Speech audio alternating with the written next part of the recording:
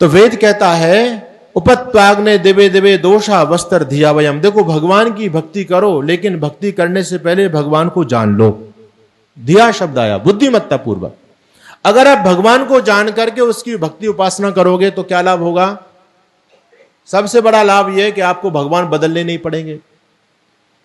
और बिना जाने भगवान की भक्ति पूजा शुरू कर दी तो भगवान फिर बदलने पड़ जाते हैं। देखो पहले ब्रह्मा जी चलते थे, है ना, मार्केट में ब्रह्मा जी की मूर्ति कैलेंडर मिला करते थे, विष्णु जी के मिला करते थे, भगवान कृष्ण के मिला करते थे, फिर भगवान राम के मिलते थे। आजकल साईं राम चल रहे हैं। ये क्यों? ये पकड़ा छोड़ी क्यों चल रही है भाई? पहले विष्णु जी को पूजते थे, आज लोगों ने विष्णु जी को पूजना क्यों बंद कर दिया? है ना, ब्रह्मा जी को पूजते थे, अब दूसरे देवता। हिंदुओं का हर 10 साल में देवता बदल जाता है। इनके भगवान एक्सपायर हो जाते हैं, हर 10 साल में नया भगवान कोई आ जाता है। आजकल खाटू श्याम आ चुके हैं, वो साईं को अच्छा टक्कर दे रहे हैं खाटू श्याम। तो ये क्या ड्रामा समाज में चल रहा है? अच्छा बताओ, भगवान भी कोई बदलने की चीज है क्या? है भगवान बदलने की चीज है? एक आजकल शनि आ गया, शनि और साईं ये बिल्कुल नए देवता हैं, दोनों की दोनों। और दोनों की दोनों देवता फिल्मों ने प्रमोट किए हैं। ये अमर अकबर एंथोनी फिल्म आई 1975 में, वो साईं को हिट कर गई, साईं को भगवान बना गई। शिरडी वाले साईं बाबा आया हूं तेरे दर पर बन के सवाली, है ना। और ये ऐसे ऐसे चमत्कार दिखाए, किसी पर बच्चा नहीं हो रहा है, वो चारों तरफ धक्के खा के आ गई। और जैसे साईं के दरबार में गई तो वो मां बन गई। ओ हमारी माताओं बहनों ने देखा, अरे साईं में बड़ी शक्ति है भाई, इसी की पूजा करो। अब तो किसी की नौकरी नहीं लग रही, किसी की फैक्ट्री नहीं चल रही, तो वो सब जगह उसने सब कुछ उपाय करके देख लिए। और जैसे श्रीणी धाम में पहुंचा, एकदम उसकी फैक्ट्री चल गई, सारा काम उसके बिगड़े काम बन गए। लोगों ने सोचा अब तो साईं में शक्ति है। ये हिंदू चमत्कारों पर विश्वास करता है, झूठे चमत्कारों पर। तो साईं फेमस हो गए, फिर शनि भी फेमस हो गए, आजकल खाटू श्याम चल रहे हैं। इसी प्रकार से भगवान हमारे बदल रहे हैं। क्यों? क्योंकि जब पहले वाले से बात नहीं बनती तो हम इसको छोड़ करके दूसरे को पकड़ लेते हैं।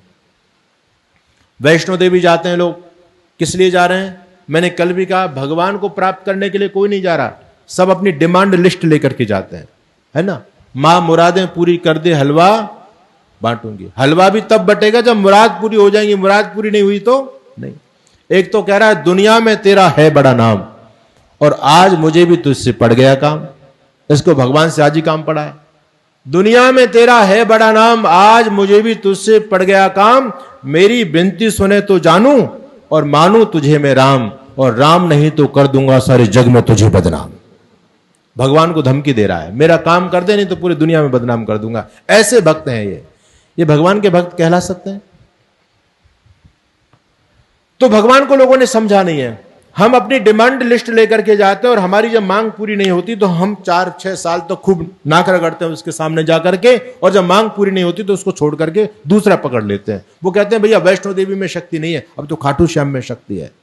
फिर खाटू श्याम के पास गए, वहां पर भी बात नहीं बनी, तो कहते नहीं नहीं अब इनमें शक्ति नहीं, कैला देवी चलो। कैला देवी चले गए।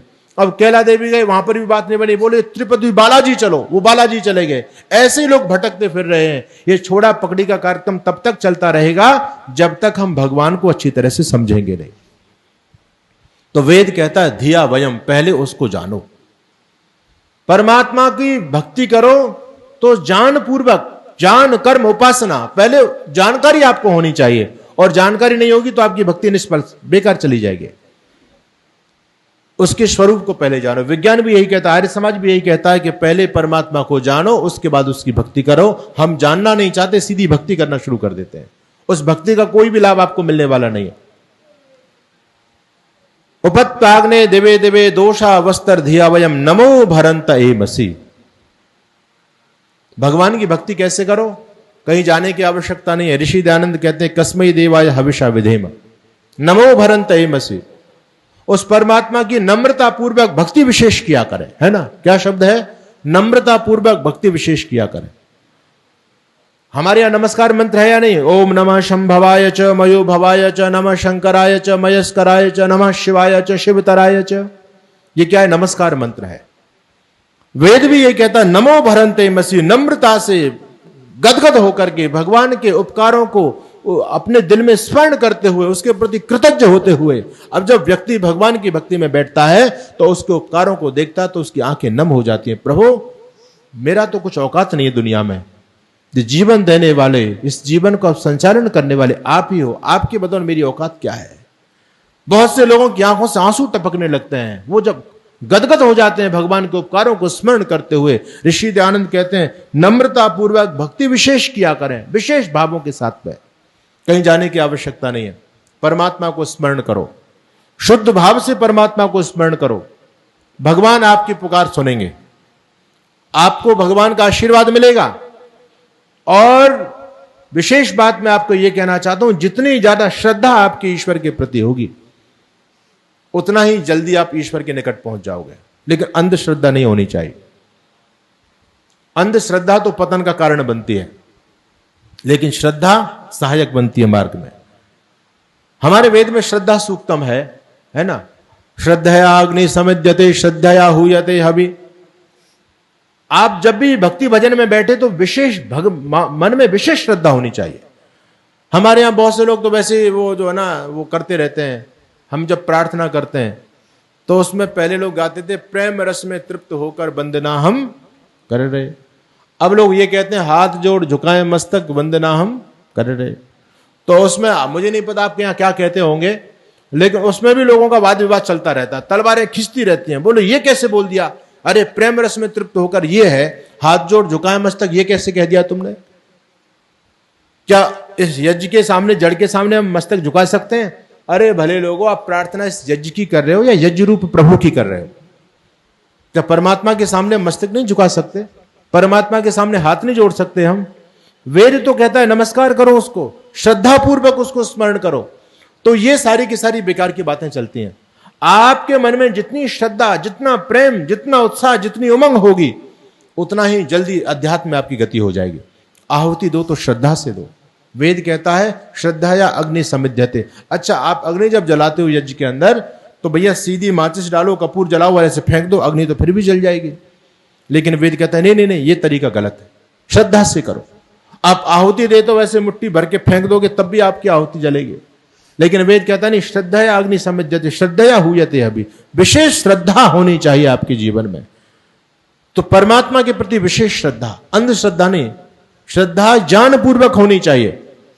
तो भगवान को ढूंढने के लिए कहीं जाने की आवश्यकता नहीं है। परमात्मा कण कण के अंदर विद्यमान है, जर्रे जर्रे में समाया हुआ है। बस वो आपके हृदय को पढ़ता है। आपका अंतःकरण यदि पवित्र होगा तो भगवान जी के दर्शन आपको मिलेंगे। इसलिए मन की शुद्धि पहली शुद्धि होती है।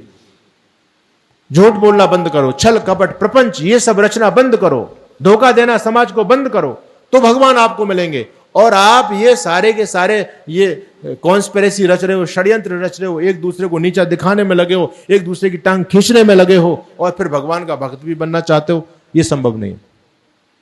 तो वेद ने कहा, न तो भगवान की उपासना खड़े खड़े होती है, ना भगवान की उपासना दंड बैठक कसरत करके होती है, मुल्लाओं की तरह जो 5 बार करते हैं उनकी तरह भी नहीं होती। भगवान की उपासना आपको करनी है तो अपना स्थान बनाओ स्थिर सुखम आसनम। कहीं बाहर जाने की आवश्यकता नहीं है। अपना स्थान बनाओ और समय निर्धारित करो, आसन सिद्ध करो अपना। यह बहुत बड़ी बात है, योग शास्त्र इस बात को समझाता है। आसन सिद्ध करना बहुत जरूरी है। घंटे भर एक आसन में बैठने का अभ्यास आपका होना चाहिए। आसन सिद्ध होने से मन की वृत्तियों पर लगाम लगती है। स्थान आपका निर्धारित है, समय निर्धारित है, तो जैसे वो समय आएगा तो धीरे धीरे आपके अंदर वो भूख पैदा हो जाएगी। जैसे आपकी दिनचर्या बनी होती है, हम लोग गुरुकुल में रहते हैं, गुरुकुल चलाते हैं, तो जैसे ही बहुत से बच्चे कहते हैं भैया अब घंटी लगी, भूख लग रही है, भूख लग रही है। पहले उनको भूख नहीं लगती, जैसे घंटी बजी टन टन उनको लगा हाँ भूख लगने लग गई। तो समय का बड़ा प्रभाव होता है जीवन में। उसी प्रकार से जब आपका समय निर्धारित हो जाएगा कि मुझे 5-6 बजे उपासना में बैठना है, तो आपके अंदर भी भूख जगेगी, अध्यात्म की भूख जगेगी।